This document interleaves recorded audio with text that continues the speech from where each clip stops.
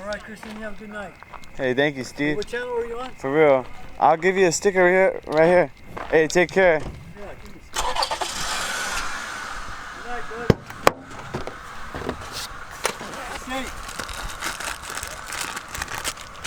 Thank you for entrusting me. Oh yeah, shit. I had no problem. I know my people I like right away. This is Nomad Visuals. Oh, cool. And so, How long have you been making this channel up already? probably 2-3 years, but really got into it this past year. Yeah. You know, went through our pain, went through our struggle, went through emotions. Freeing ourselves from that illusion that enslaved us, and now we're in real life reality. Because it is, and you're enclosed. Yep. It is, for real. And now we get to see what really happens and how people treat people. And I've never been so open, and things happen in my life. It's changed my life, being homeless. It was for the better. At first I thought it was a punishment, but it turned out to be a blessing, you know. And so I'm more... It's all for a reason. I'm more reserved about telling people what I see. That's why I'm very thankful for you to entrust me with this, because... people will think I'm crazy if I start saying what I say. And for you to trust me with what you say, because you see, I don't see you that way. No. I fully take it in, because you're only telling me what you've seen. Yeah. How can I tell you haven't seen what you've seen? I have people tell me that all the time. That's crazy. It's come from your eyes, you know, just because they don't get out and see for themselves. No. That's why I'm doing this. The more you're out, the more you'll see. Yeah. I'm telling you, I'm out here all the time. I used to be out here all the time. Now I just stay home. But at night, there's things. There's things. And I got to tell you, man, there's stuff that I can't find. And I want to say it's those little people, because nobody else is going to my spot. And it's weird, because I'll put something on my bed and it won't be there when I get back. And then I'll find it. And I'm like, what the fuck? Things disappear and reappear. And they come back. It's weird chills. shit. I get mad chills, Steve. The whole time you're talking, I get mad chills. I pay attention to that. Look at this one. We have black cats. All right. Now, when I first came out there, I didn't open up and talk to the spirit gods that are here, the Indian place I'm at, and I forgot to bring a peace offering, or even to explain. So one day we were there, and I was like, man, I know there's something up there. I'm gonna go up there and find it. And then Kelly goes, you ready? I go, yeah, okay. And then she was only like 12 feet from me, like from here to that rock. And I was like, okay, yeah. I go, wait a minute, just give me a few more minutes. I know there's something over here I'm gonna look for. She goes, okay. And then at that moment, I took one step, and I was looking at this spot that had this big rock. I took another step, and then I stopped right there. And then I heard a crack.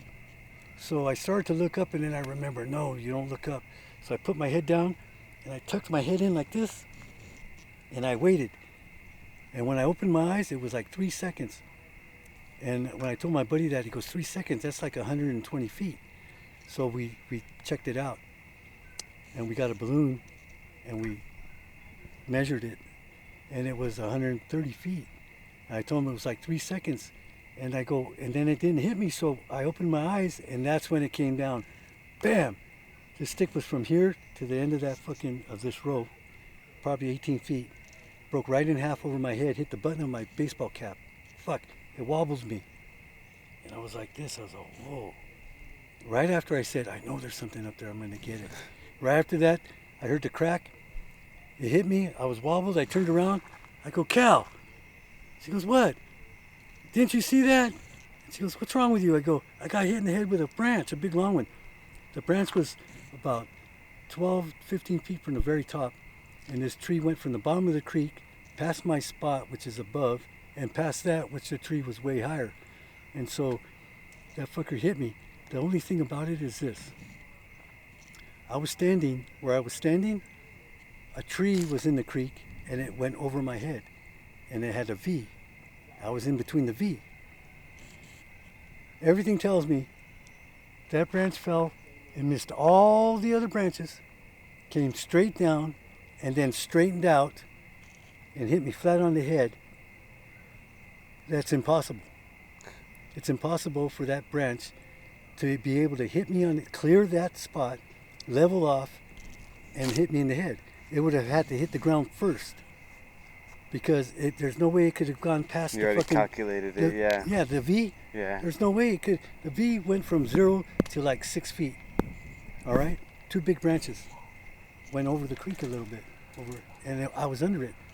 There's no way that branch could make it in between there and level off. Yeah. There's no way. Yeah.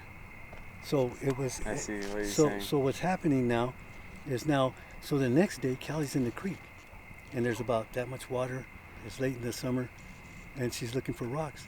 Now, I can tell you, I've been out there 8 years, and only in the wintertime does anything fall off the side of those hills. And it has to be a real good storm.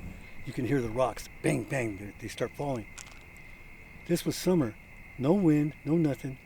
A round rock rolls off the side of a hill, hits Callie in the head, almost knocks her out and falls in the water. Oh, shit. So I told my brother, and he goes, "Did you make an offering?" I go, "Fuck, no, I didn't." So after I did that, everything worked out. Wow. The only thing is after that, I started getting touched in my first spot. And it was weird, man. And I was like, what the fuck? I go, "Did you just touch me?" She goes, "I didn't touch you, I was over here." I go, "All right." So then time goes on, and she starts to get touched. And now she's getting spooked about it. Now, I was lying with my body halfway in the tent, halfway out. She was on her back, lying in bed, and I was talking to her because I was still doing stuff outside. It just got dark, so I was laying on my stomach, and I was talking to her. Now, I felt something crawl over the back of my legs. I said, "It's a mouse," I said to myself. And Callie's toe got touched, and her big toe went like this. It went back and then came back forward. She goes, "Did you just touch me?" I go, "No, I didn't touch you. I'm right here." She goes, "Something touched my toe. It just went back." I go, "What?" She goes, "Yeah." I go, "I didn't want to tell you anything, but something went over the back of my legs. I don't know what it was." So now I get in the tent and I close it up. She thought it was Sean fucking around, the one that used to live here. I go, "There's no way. They'd have to step over me, and they'd have to come in the tent part way, and I'm halfway in. There's nobody out here." So next thing we find out is that what's happening? We get touched a lot, and then Selena starts coming out. And then we see this black figure. Now, the first time we saw it... Selena is a woman? Yeah, she hangs out with me a lot. Gotcha. That Mexican chick with the big tits. So we're hanging out, and so she's coming to visit. Yeah, she's coming to visit me. Now, we got there at 11 o'clock at night, and Callie was walking in front of me, and I used to live on this end of that field. It was on the corner. We had to go up this fucking rocky thing. It was hard, but that's the only way we get there without going all the way around. So we're in the tent, and I'm telling her, I go, "This is weird, man, because I'm getting touched a lot." She goes, "Yeah." And so I go in the tent, and I close the door, and then I felt like in my head I saw something touch my leg, and the fingers were bones, but they had long nails, and it went like this 3 times on the side of my leg right here. So about 20 minutes went by, and I said, "What the fuck touched me?" So I picked up my pants, and I touched my leg with my hand. I touched my leg, and my leg turned on fire. I started yelling to her, "I'm on fire, I'm burning." She goes, "What?" I go, "I'm burning, my leg's burning." She goes, "There's nothing there. I go, "I'm telling you, my leg's on fire." I started yelling, my leg was burning. When I touched my leg, I don't know what happened, but it just started on fire. It felt like I was burning. And I was like, "What the fuck? I'm burning. She goes, "There's nothing there. I'm on fire." And I looked, and there was no fire, but my leg was burning. Well, whatever I did, whatever touched me, did something to my leg, because I touched my leg, and that's when it started to go on fire. Imagine. It was the weirdest shit, bro. It was scary as fuck. So then after that, we started getting touched a lot, more and more. Then Selena came, and now we got home. The next night we got home, and Callie's walking up the walkway. Now I had made a walkway between the bushes and my spot, so they couldn't see us going into my spot from the road. So it was cool. We just walked right in. So I'm watching her, and she's walking, and now I see this big black.